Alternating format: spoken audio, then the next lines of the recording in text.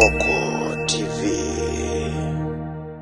Tarehe 27 Aprili, wakati wa hotuba wa wasilishaji wa bajeti ya Wizara ya Madini ya mwaka 2026/27, Waziri wa Madini Mheshimiwa Anthony Peter Mavunde alielekeza Tume ya Madini kufanya ukaguzi wa miradi yote ya uchimbaji wa madini kupitia leseni ndogo za uchimbaji wa madini zenye mikataba ya msaada wa kiufundi, tunazungumzia technical support agreement.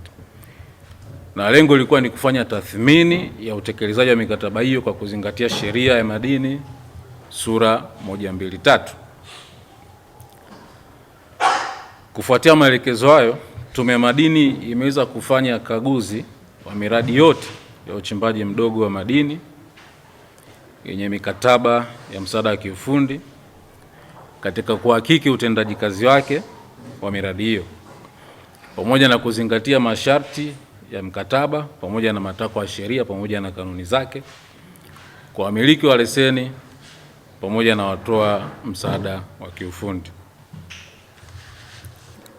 Ndugu waandishi wa habari, jumla ya miradi 128 ilikaguliwa, na kati ya hiyo miradi 42 ilibainika kuwa haifanyi kazi, lakini miradi 86 ilibainika inafanya kazi, huku ikiwa na changamoto mbalimbali. Miongoni mwa changamoto zilizobainika ni pamoja na kuto kutekelezwa ipasavyo mipango inayotakiwa kisheria, ikiwemo mpango wa usimamizi wa mazingira,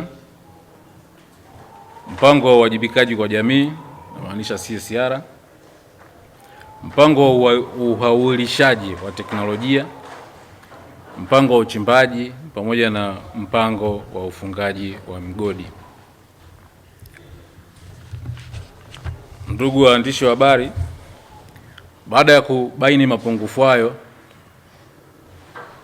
tume imeanza kuchukua hatua mbalimbali za kiusimamizi na kisheria. Kwenye miradi 42 iliyobainika kuwa haifanyi kazi, Tume ya Madini tayari imetoa hati za makosa za siku 30 kwa wamiliki wanaohusika na miradi hiyo, na tunategemea kwamba kama hawatotoa mrejesho chanya kuhusu hati hizo za makosa, basi taratibu za kisheria zitaendelea, ikiwemo kufuta hati hizo za msaada wa kiufundi.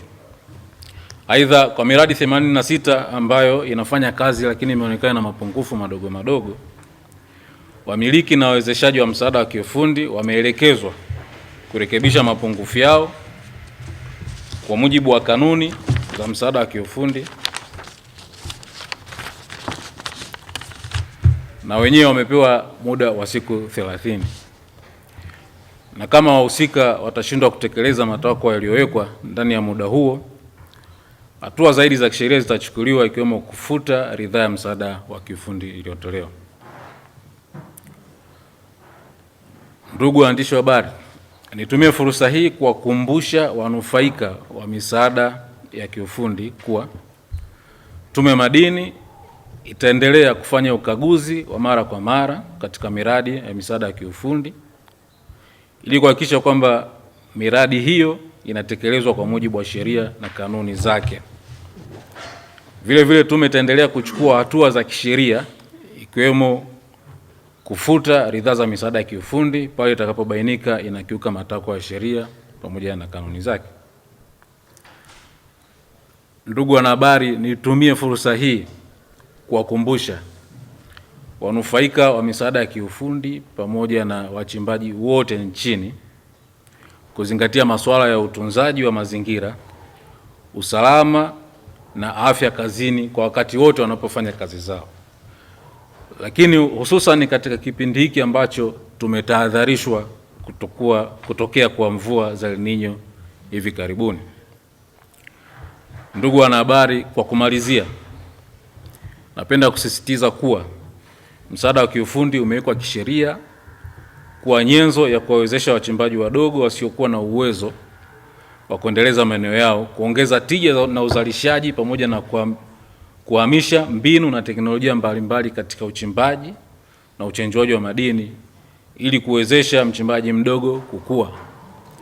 Hivyo wamiliki wote wa leseni za uchimbaji ndogo za madini ambao wameingia makubaliano ya msaada wa kiufundi wanatakiwa kuhakikisha wanatendea haki mikataba yao kwa manufaa yao pamoja na taifa kwa ujumla.